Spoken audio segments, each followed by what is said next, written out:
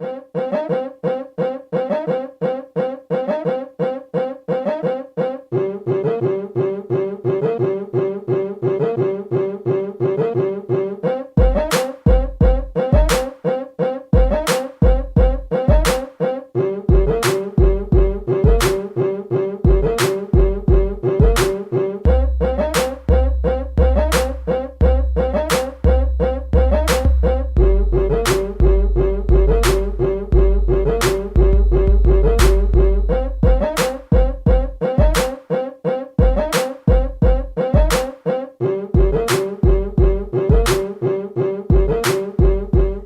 the name of Allah, the Beneficent, the Merciful. Assalamu alaikum. That means peace be unto you. Welcome to Liberated Sisters broadcasting at the beautiful Mars Media Studios in Leimert Park. I'm Sister Charlene Muhammad, your host, and today we feature Black women who supported and spoke at the Million Man March. We're going to have the Liberated Sisters COVID report, but first, the Justice Report.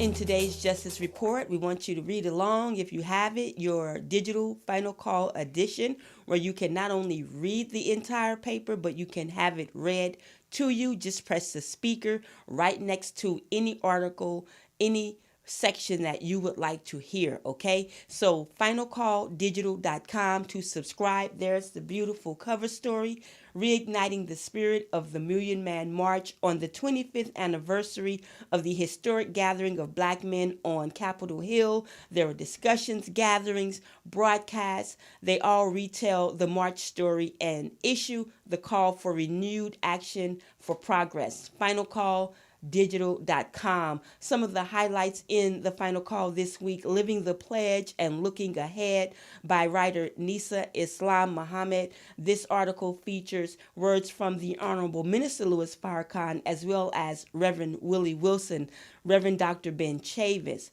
Reverend Mark Thompson, Dr. Maulana Karanga, E. Faye Williams, attorney E. Faye Williams, and Lisa Mitchell Sinar. This is a Zoom town hall that was conducted. Sister Nisa writes about that. Moving further into the Final Call is Remembrance, Redemption, and Rebuilding. This article by James G. Muhammad and Turi Muhammad feature an uplifting word from the 1995 Men's March to a mighty work in 2020 and beyond. There's also an elections piece on by our senior editor Askia Muhammad. He talks about early voting and how that is continuing as the presidential candidates pitch their last-ditch efforts to woo American people. Shut out and turned away. Finally, third before last, but finally meaning these three headlines I'm going to mention lead us into our COVID report with Angela Birdsong. But our contributing writer, Anissa Muhammad, writes about the plight of American travelers who are being turned away because of the United States' COVID-19 response, okay? America and travelers from America used to be welcomed with open arms, the big, beautiful, bad America. People are now being turned away. What does the U.S. passport mean right now in other countries? Sister Anissa writes about that. And I write about the public distrust that is mounting amid the pauses in some of the COVID-19 trials. So two of the trials that were in phase 3, Johnson & Johnson and Eli Lilly, these are trials for a COVID-19 vaccine. They have been paused due to problems, health issues that have occurred in participants. And so that harkens to mind the Honorable Minister Louis Farrakhan's guidance, instruction, and warning. Don't take their vaccines. I want to mention one more before we roll into the COVID report. White anger, malicious, signal a dangerous discontent in the United States. Brian E. Muhammad out of South Carolina writes about the Federal Bureau of Investigations thwarting a terrorist plot by white militia, white males who plan to kidnap and possibly kill the governor of Michigan. Her name is Gretchen Whitmer. So a lot is happening in the world, much less right here on the ground where we see calls for continued calls, repeated calls, not just from protesters angry about police violence, but the Board of Supervisors had a majority vote. We have the Independent Civilian Review Board with subpoena power of the Sheriff's Department. They're calling for Sheriff Alex Villanueva's resignation or termination. They say whichever one, he must go. And of course, the battle cry for Jackie Lacey, LA's district attorney. Black Lives Matter is definitely heavily on that. Jackie Lacey must go. So these are just a few things in today's Justice Report. And now the Liberated Sisters COVID Report with Angela Birdsong. 24 years ago, California voters passed Proposition 209, banning affirmative action in admission to public universities, inspiring similar changes in nearly a dozen states. This November, affirmative action is again on the ballot in California as Proposition 16 at a time of growing protests over racial injustice. Ethnic Media Services brings a panel of veteran civil rights leaders who are the co-chairs for Yes on Proposition 16, making the case for affirmative action as a tool for improving racial opportunity gaps in higher education, the workplace, and the culture. Thomas Sands, President and General Counsel of Mexican American Legal Defense and Education Fund, notes the impact of Proposition 209 ending affirmative action in public universities. Today in California, African American and Latino students make up 60% of 12th graders in our public schools statewide. 60% of those who are high school seniors and on the cusp of going on to higher education. And yet, at our University of California system-wide, African Americans and Latinos make up only 29% of undergraduates at all campuses. Recently, Ethnic Media Services also hosted a briefing on the contagion of hate, the other virus in America. Manju Kulkarni, Executive Director of A3P explains the difference between a hate crime and a hate incident, both of which, she says, are actionable. A hate crime has an underlying criminal element to it.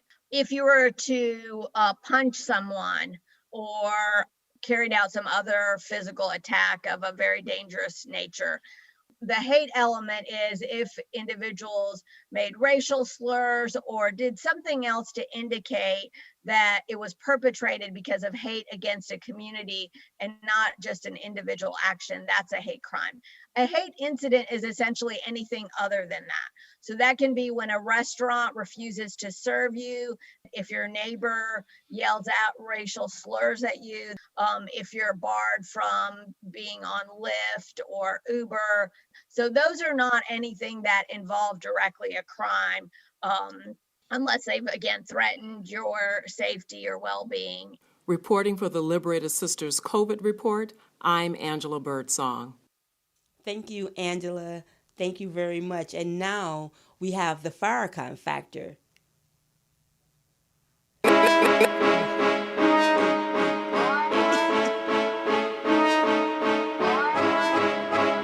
I was told to deliver this message.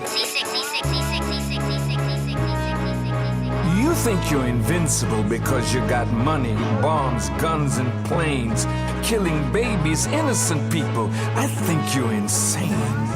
Chaos and destruction is the name of your game. Somebody's got to stop you before the whole world goes up in flames. So he told me to tell you, I'll fight you. For my brothers, we can go to war. Oh, you're there. Hi, everyone.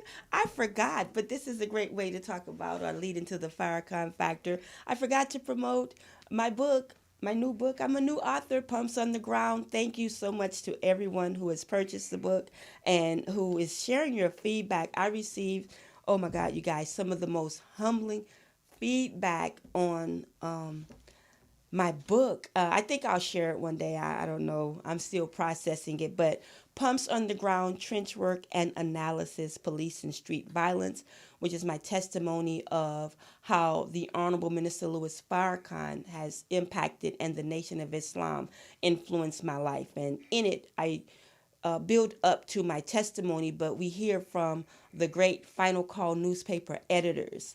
We have a great spoken word by Harold Power. He is the baby brother of our very own Student National Secretary, Brother Brother Saad Alim, formerly Burvi Muhammad. And we hear from people who have been impacted by the Final Call, by the minister. We talk about how I began to, what is this Pumps on the Ground? What does it mean? Where did it come from? How did it get there? The pan skirt is a signal, the pump and the pen, the stiletto, but this is a book for men, women, and children, everyone, because it is a testimony, and it is also talking about pretty much finding my voice, being given my voice and how to use it and still knowing how to use it. And one thing in that I really love, in addition to the spoken word gift, which shows that Brother Harold Power, how he sees the minister and his impact and influence, is my own mother. I call it an interview, but really it's just a peek into our own dialogue about the minister and how, when I first, as many of you, joined the Nation of Islam, her reaction, many people are not happy. Many parents feel that their children have turned their backs on the faith that they reared them in. My mother was no different, was very upset, did not understand what is this Islam and what's wrong with Catholicism. I was raised and attended Holy Ghost Catholic Church in Opelousas, Louisiana. And, she wasn't mean to me, but she just really couldn't understand. And one tear from my mom shuts down my whole process. But this time it didn't. But I just continued to live the life. I showed her how everything she's ever wanted from me and wanted of me, how I understood why, and, just that transformation, and how she went from asking me, why am I listening? This is my mom. Why are you doing it? Because that man told you to do it. She went from that to just casually walking up to me in stores with modest long skirts or dresses or something she thought was along the attire that I had accepted to wear, which was, we call it to cover down. And it was just a great thing. It hit me one day like, oh, wow. And in the book, she talks about defending Farrakhan and the nation. And, it's really beautiful. And she also talks about, I asked her about this fascination with news and information and where did it come from, because I looked up and it was there. I really enjoy the interview that our current editor-in-chief, Brother Naba Muhammad, formerly Richard Muhammad, did with Sister Nadira Muhammad of Houston, because, it's revealing. When I look back, I'm like, whoa, it's pretty revealing even to me, some of the challenges I've had and how he, as well as the other editors, helped to bring me along and are still helping. I reach out to all of them at different times in my quest to do the job. My student post is national correspondent. And also the book, I get an insight through Angela Birdsong's interview with me on, coming from wanting to be a broadcast journalist, which is why I also appreciate so much Morris Media Studios, because that's why I call it Liberated Sisters TV. It's a podcast. But let's face it, you're seeing me, I'm, hey, we're TV. So, but it's on the internet. And dovetailing into writing, again, just coming from, I came from a very loving, sheltered background. And so this whole big world opens up to me as I become a follower of the Honorable Minister Louis Farrakhan. And so then I make a decision. Well, I don't want to do the type of news that I thought I did when I was looking at people on TV and what I was drawn to. I talk about seeing little Palestinian boys and throwing rocks at tanks, and how could it be that I grow up and I see the same thing. And where does Farrakhan fit into all of this? You know, learning about why we had a black congregation and a white priest, but the church on the next block had a white congregation and a white priest. I talk about how Father A.J. McKnight, who studied under Bishop Desmond Tutu, changed my life and prepared me to receive a Farrakhan, a black Catholic priest who held a sit-in at Crestwell Elementary at the school board in Opelousas, who helped us to buy a Piggly Wiggly grocery store, do for self. You know what I'm saying? Like, this was Opelousas. We just went to TGNY and Walgreens, called it a day. But this black Catholic priest came and changed the trajectory of my life. And then we get into the violence. Those killed, just a few of those killed by police, and their parents' response, and the world's response, and our community's response, and those killed in street violence, and the difference in responses, and how the murder of Nipsey Hussle, brought a healing. That very tragic, you know, event where people are still, make no mistake about it, suffering and mourning that, what that meant for mothers and families of those killed by police. So this book is very special to me. I think I wrote it and I put it over there. And people encourage me, you got to talk about it. I want to say thank you to Jamal Eastman, who, this brother got the book and he posted daily out of the book when I didn't. And it's my book, but I just keep looking at it like it's out, it's out. And I think I'm still in the afterbirth of it and processing it. But thank you, Brother Jamal, Brother Michael, Z from Philly, Muhammad. People are giving me feedback and I really appreciate it.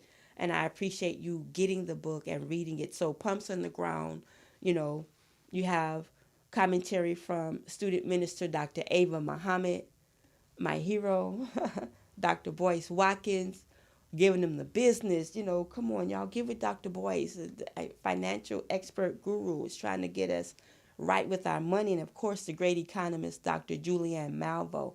So there's a lot in here. Our local activist, Linda J. There's Dr. Boyce, and he's so supportive. I mean, undeniable. Linda J., whose daughter Brittany was killed, and we held a peace rally and a march with her, student minister Abdul Malik Saeed Muhammad, who was formerly Brother Tony, and she talks about finding her family again. They were separated, and her nephew at Mosque Mariam read the article in the Final Call newspaper, and the family was reunited. And it was precious years given back to them, because not long after that, her sister passed away, right, due to cancer. So we also talk in the book about the painful accusations of how a cop preyed on black women in Oklahoma and girls, raped a 17-year-old on her mother's porch, raped a grandmother. One dark night, he preyed on them. He looked at their history. He went into territory that was not even his beat. And one night, as Miss Jannie Liggins said, you picked the wrong one. She went home and told her daughters immediately, and the rest is history. He's serving time now, but his family and those who think he did nothing wrong when he violated black women are trying to get him out today. Okay, so we cannot sleep and think that when these cases are done and there's a conviction, which is rare, very rare, that we can stop keeping eyes on this. And so Pumps on the Ground, you can order it at liberatedsisters.com, and also I forgot the other way. Let me know in the chat. You can order it at liberatedsisters.com. So now we'll get right to the Farrakhan Factor. The voices of powerful black women who spoke at the 1995 Million Man March. I want us to think about, when we pick up the weak, fake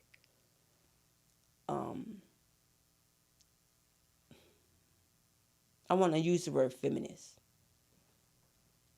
because there's different feminists. When we pick up this disgruntled white feminist who is angry with her male, when we pick up her battle cry, we do a disservice to ourselves and we lie on ourselves and we hurt our own cause, because black women undergirded. They were the wind beneath the wings of the men who attended, who answered the call of Minister Farrakhan.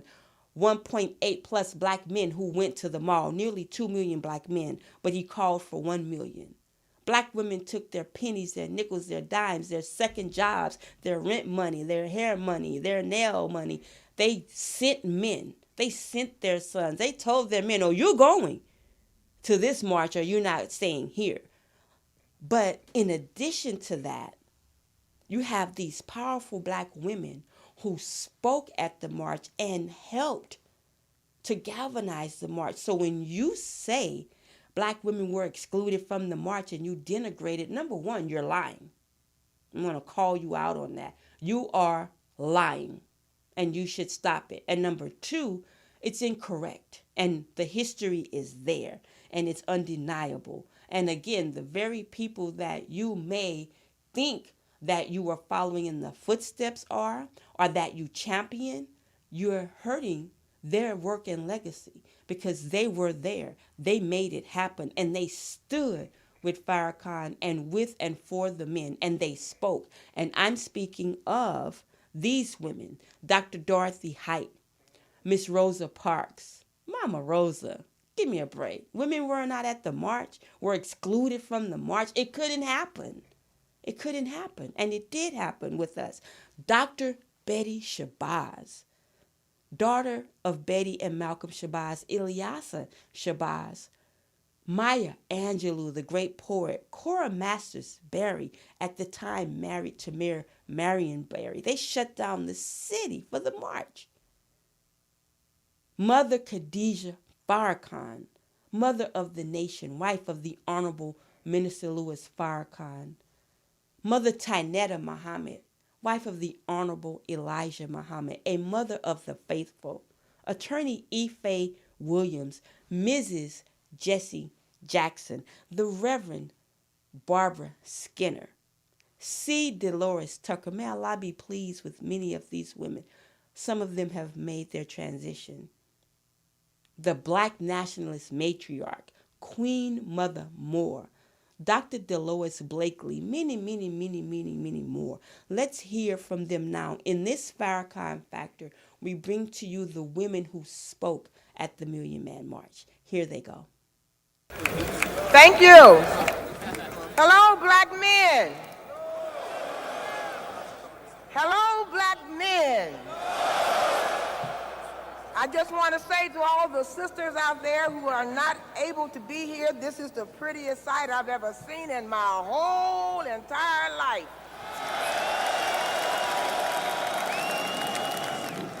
I stand today before you honored and humbled. First and foremost, as a child of the Creator. Of course, that's what we all are, despite our seemingly differences of color, religion, culture, and gender. And especially gender. I want to say to the sisters who could not join us in spirit and in prayer, get on board, because we're all on God's side, and these are our black men, and let's lift them up. I also want to say to you that I stand before you as the mother of two brilliant, beautiful, strong, moral, and committed young women, Lalanya and Tamra. But my presence here today is because I am the First Lady of the District of Columbia. That is why I was asked to be here. And when I was asked to be here, I meditated on exactly what that meant. Was I representing just black women because a million, and as I've just heard recently, almost 2 million black men stand here today. And I decided, no, I represent all the women, because when our people are successful, the nation is successful. So, you beautiful black brothers reflect the strength of our community, your determination and commitment to clean up your neighborhoods, provide for your families, raise, love, and protect your children, and lift up and respect your women inspires us, and it gives us hope and confidence in the future of our nation. We women need you to be there for us. We are there for you. We pledge to support you. None of us have been perfect. All of us have fallen short in the eyes and the glory of the Lord. But God's grace is sufficient for the redemption and the restoration of our relationships with the Creator and with each other as men and women and with our communities. Black men, you are our rock. We will never discard you like a useless pebble. We will never give up on you. We will continue to hold you dear to us like the precious diamonds that you are. Therefore, today, on behalf of all my sisters, I say we salute you. We're proud of you. We love you. We are depending on you because you are the foundations of our families. And we know by the grace of God, we will all be successful. As the great poet Sterling Brown once said, strong men keep on a-comin'. Strong black men keep on a-comin'. Strong black men just keep on a-comin'. We love you.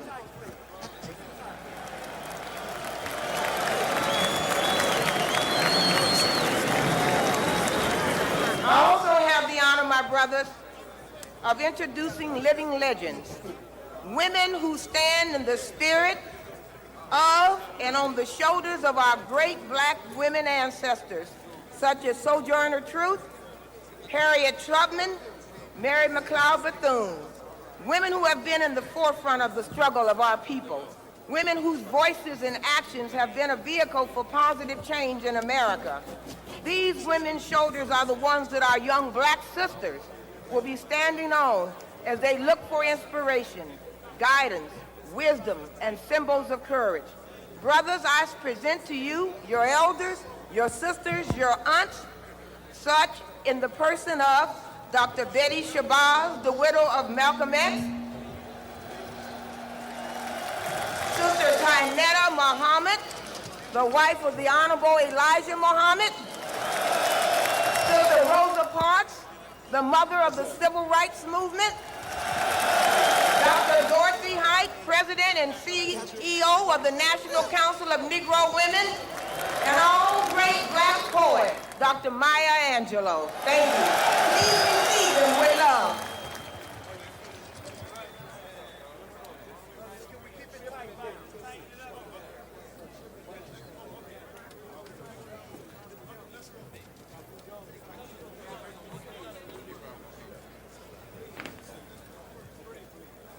Ready for some more, but we gotta be back.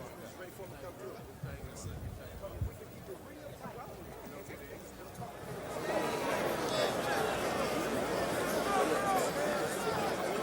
You're ready? I want you to greet this sister with love, widow of El Haj Malik Shabazz, Dr. Betty Shabazz.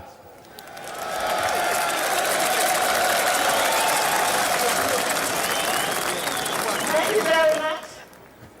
This can be for many the first step in dealing with the priorities of effective self-determination. We are here to gain the insight and become more accustomed to the distinctive purpose of self-determination. Dealing with the process of self-determination is more than words. Self-determination being committed, responsible, and in charge of one's life, one's family, and one's community of sharing responsibility for the elimination of the crisis that we face.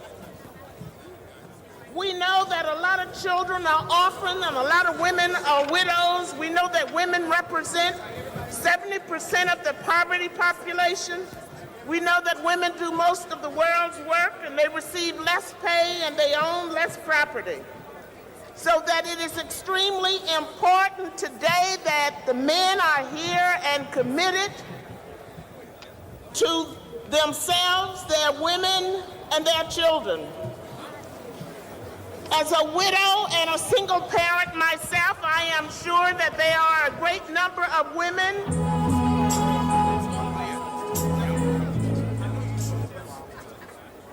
Well, thanks for the music. There are a great number of women who welcome your attendance here today.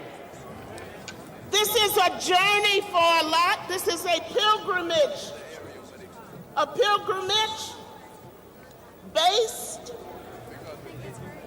on factual experience that we have experienced, the archival documentation, the situation and circumstances that we have faced for nearly 500 years.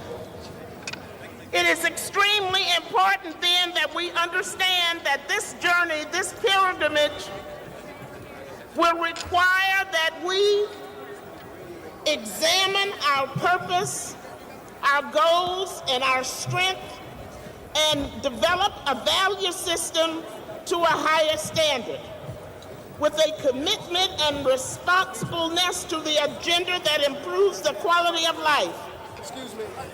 We are voters. We represent constituencies across America. We understand that America is a great country. We know that ability, that additionally that our ancestors' free labor helped make it a rich and great country. So that we support the growth and development of black men. We support the growth and development of African American men. We support the growth and development of men of African descent.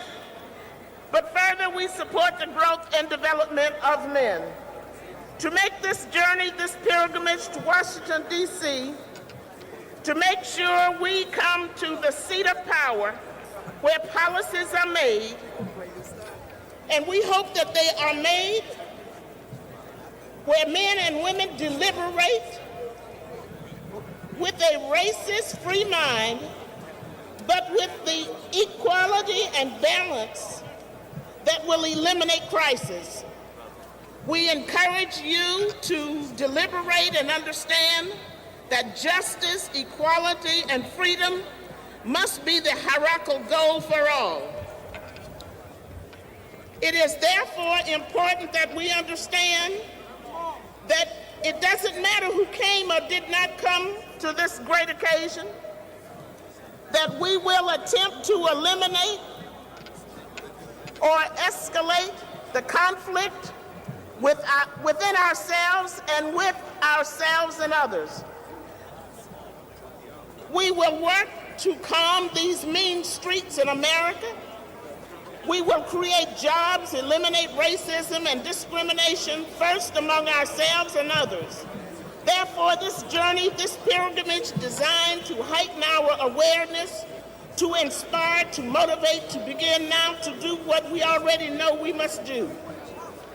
I am pleased that we have invested, that we are involved with the increased option and opportunities that will multiply in a variety of ways, not just for ourselves, but for our children and our community. May God bless us all.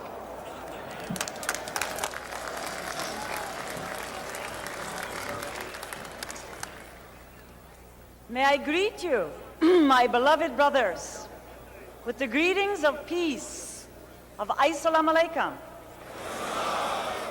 My name is Tainetta Mohammed, and I am the wife of the Honorable Elijah Muhammad, the founder of the Nation of Islam in America. I have waited for this day all my life to see our brothers, our uncles, our husbands, our friends come together as a family and take the responsibility of repairing our home life, our social order, and our community and our nation. We have come to a most momentous and historical period in our history. We have come to the fulfillment of a great prophecy in which Almighty God, Allah, His Spirit, has moved among the people to bring you here in this central place in Washington, D.C., that no longer will there ever be a slave and slave master mentality. We have come to the day of truth, the day of decision. This call is being made to all nations, to all peoples, races, and governments of the world, being called to a day of reconciliation, a day of atonement, and a holy day. This event corresponds to the Jewish tradition of Yom Kippur, which also represents the blowing of the trumpets of judgment. Viewed properly, this is an opportunity for all citizens of America, black or white, to take this opportunity to rid themselves of the evil, vices, and crimes that we have committed, first to ourselves, to our families, and to each other. So this call is going out to the Christians, the Muslims, to the Jews, to all members of our society, for we have all deviated from the straight path of God. I wish to take this opportunity to thank personally the Honorable Minister Louis Farrakhan, who had the strength and the courage and the divine guidance to make this call for us all. This setting here in the capital of Washington, D.C., may be likened to the site of the pilgrimage at the holy city of Mecca, where the call went out from Almighty God, gathering the people from many remote paths and many different walks of life. So this call is to the sons and the daughters of Africa, that we should rejoice this day. This call is to the Native American and tribes of indigenous people, that we should rejoice this day. Let the Mexican and the Chicano and the people de la raza be happy, for we are fulfilling the prophecies that we are joining together as family once again. And in closing, I want to remind us that we would not be here today if it was not for the voice of Elijah crying in the wilderness, fulfilling the unification of the family from America all the way across the Atlantic to our brothers and sisters in Africa and in Asia. And as we look out upon this reflecting pool, I want us to know that the destiny of America lies in the hands of our ability to reconcile our differences and begin to dialogue for peace, and for unity, and for safety in our communities and our nation. Thank you. I leave you with the greetings of peace.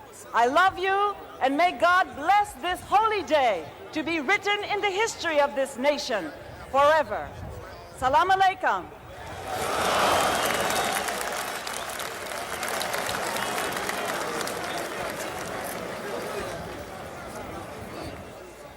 We're moving.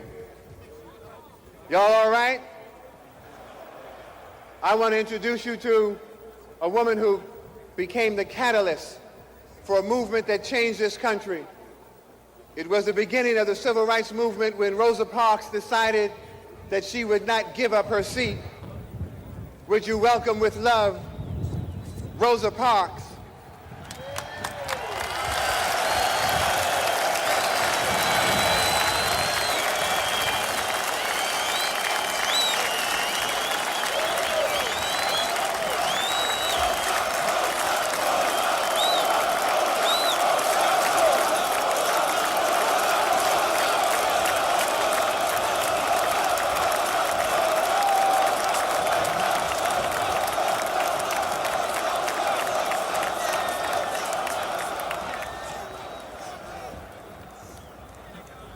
Thank you very much.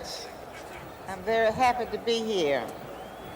I honor my late husband, Raymond Parks, other freedom fighters, men of goodwill who could not be here. I'm also honored that young men respect me and have invited me as an elder. Raymond Parks, as I called him, was an activist in the Scottsboro Boys case, voter registration, and a role model for youth. As a self-taught businessman, he provided for his family, and he loved and respected me. Parks would have stood proud and tall to see so many of our men uniting for atonement and committing their lives to a better future for themselves, their families, and this country. Although criticism and controversy has been focused on in the media instead of benefits for the 1 million men assembling peacefully for spiritual food and direction, it is a success. I pray that my multiracial and international friends will view this gathering as an opportunity for all men, but primarily men of African heritage, to make changes in their lives for the better. I am proud of all groups of people who feel connected with me in any way, and I will always work for human rights for all people. However, as an African-American woman, I am proud, applaud, and support our men in this assemblage. I would like to have male students of the Pathway Freedom to join me here and wave their hands, but I don't think they're here right now. But thank you all young men of the Pathways to Freedom. Thank you, and God bless you all. Thank you.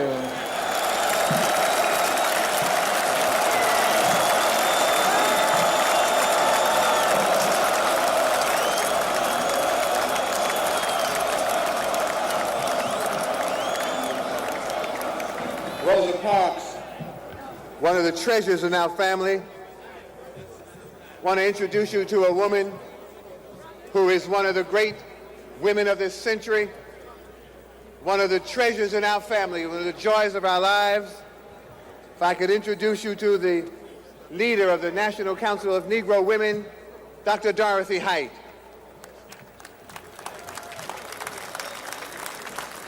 Thank you. Good afternoon, brothers. I am here because you are here. I am glad that you are here because so much is said negative about the black family and about our black men. We know that 1 out of every 4 may be in the correctional system or may be in some kind of destructive pattern. But what is seldom said is that 3 out of 4 are not. 3 out of 4 are responsible parents, are good citizens, are carrying their responsibility. And I salute you because you are the demonstration that there are strong African American men who are not only our leaders, but who are working in all of our communities.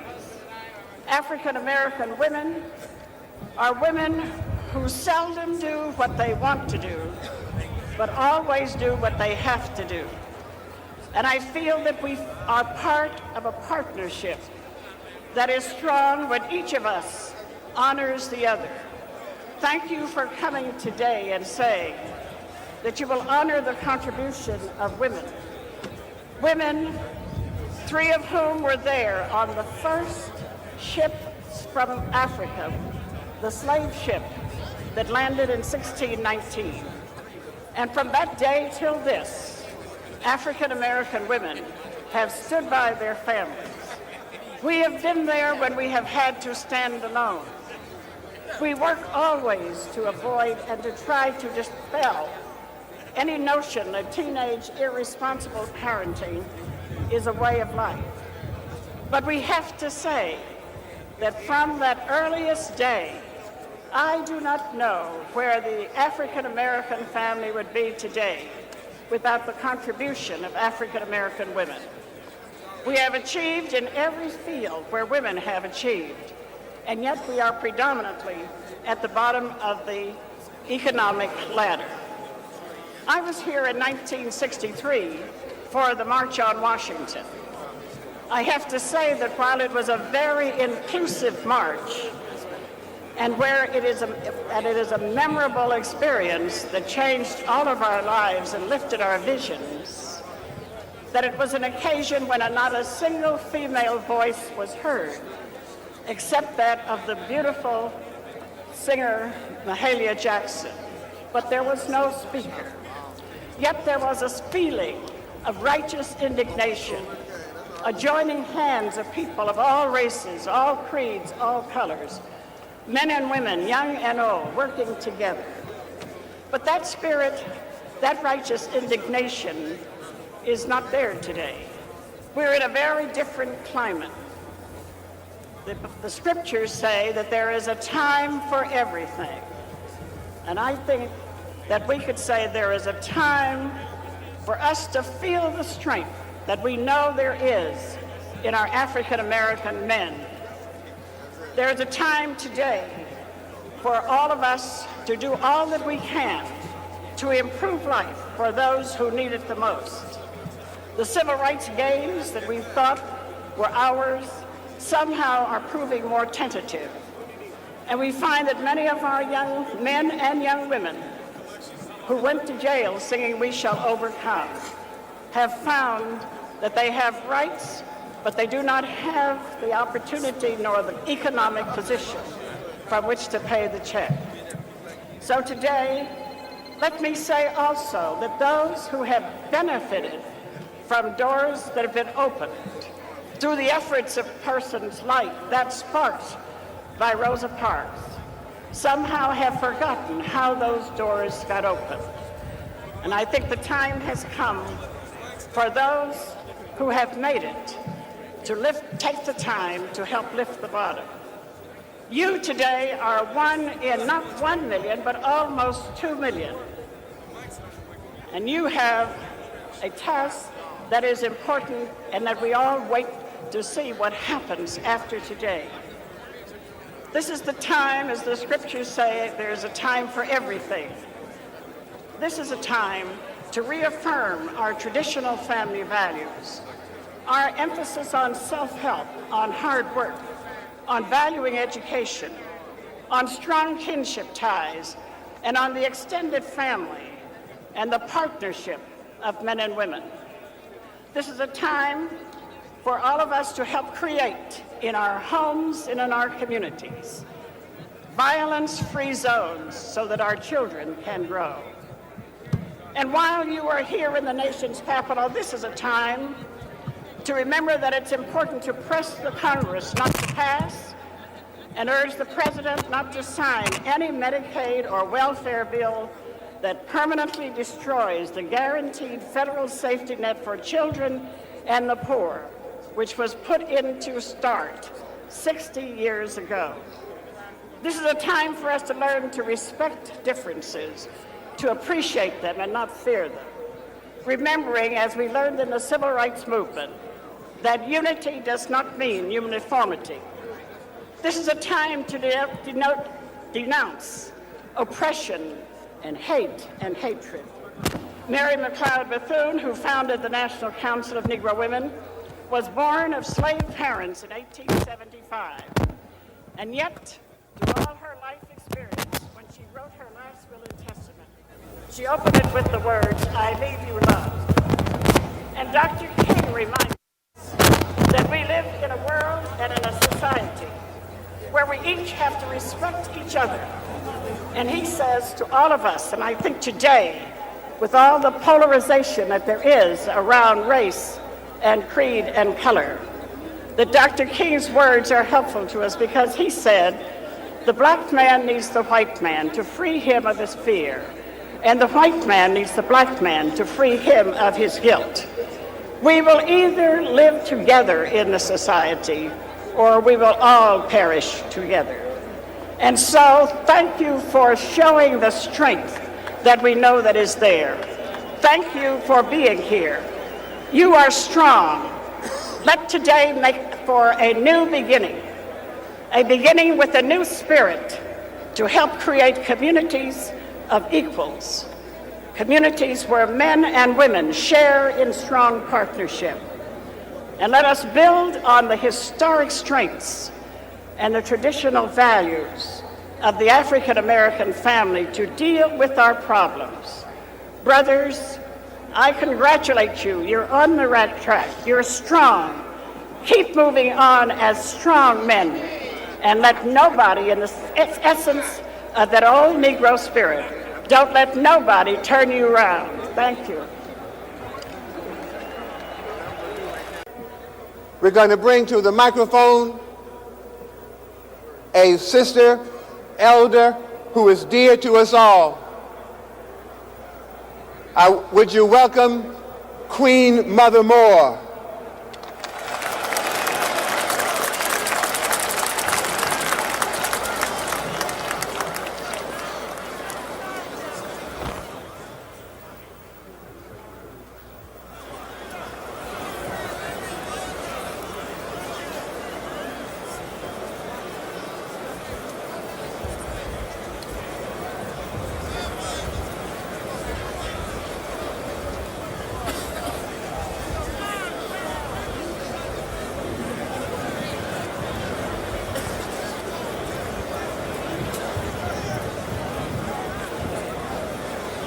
Sons and grandsons, I am your mother and your grandmother in the liberation struggle of all African people.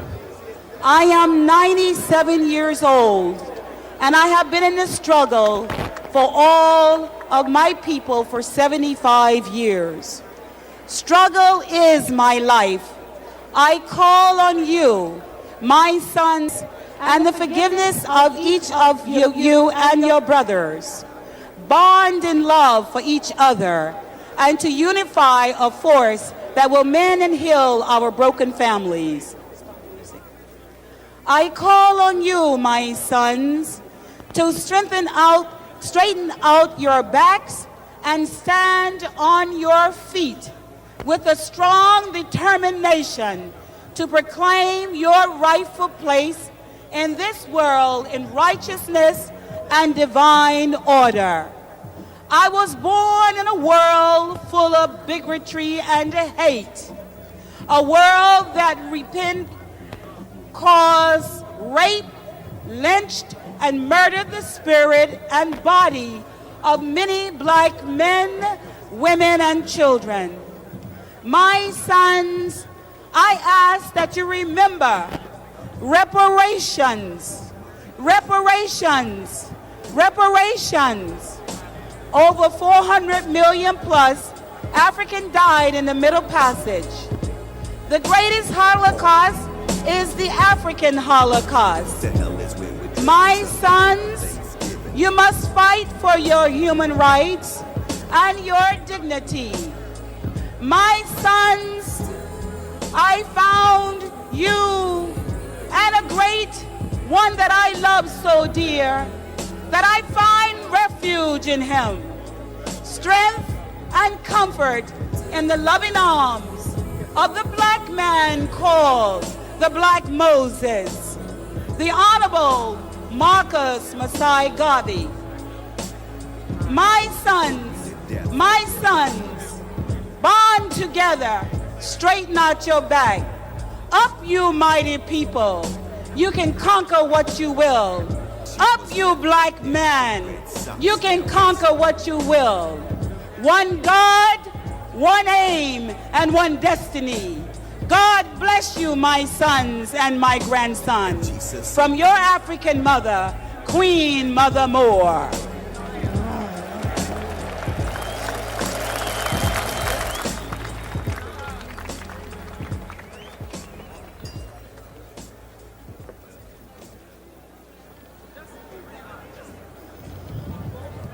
Let me introduce you to one of the finest poets of this or any other generation, a wonderful sister, Maya Angelou.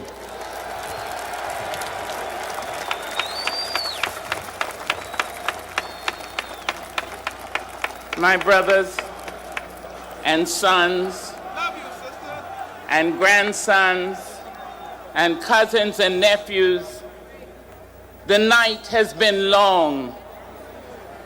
The wound has been deep. The pit has been dark, and the walls have been steep. Under a dead blue sky, on a distant beach, I was dragged by my braids just beyond your reach. Your hands were tied, your mouth was bound, you couldn't even call out my name. You were helpless and so was I. But unfortunately, throughout history, you worn a badge of shame. I say the night has been long. The wound has been deep. The pit has been dark, and the walls have been steep. But today, voices of old spirit sound, speak to us in words profound. Across the years, across the centuries, across the oceans, and across the seas, they say, draw near to one another. Save your race. You have been paid for in a distant place. The old ones remind us that slavery's pains has paid for our freedom again and again. The night has been long. The pit has been deep. The night has been dark, and the walls have been steep. The hells we have lived through and live through still have sharpened our senses and toughened our will. The night has been long. This morning I look through your anguish right down to your soul. I know that with each other we can make ourselves whole. I look through the posture and past your disguise and see your love for family in your big brown eyes. I say, clap hands and let's come together in this meeting ground. I say, clap hands and let's deal with each other with love. I say, clap hands and let us get from the low road of indifference. Clap hands. Let us come together and reveal our hearts. Let us come together and revive our spirits. Let us come together and cleanse our souls. Clap hands. Let's leave the preening and stop imposturing in our own history. Clap hands. Call the spirits back from the ledge. Clap hands. Let us invite joy into our conversation, courtesy into our bedrooms, gentleness into our kitchens, care into our nurseries. The ancestors remind us, despite the history of pain, we are going on people who will rise again, and still we rise.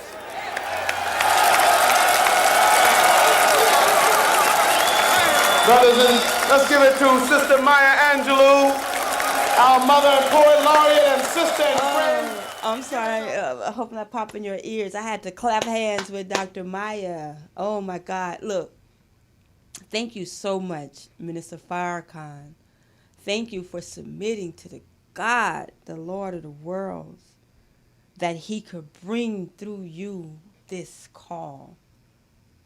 Thank you, Minister Farrakhan.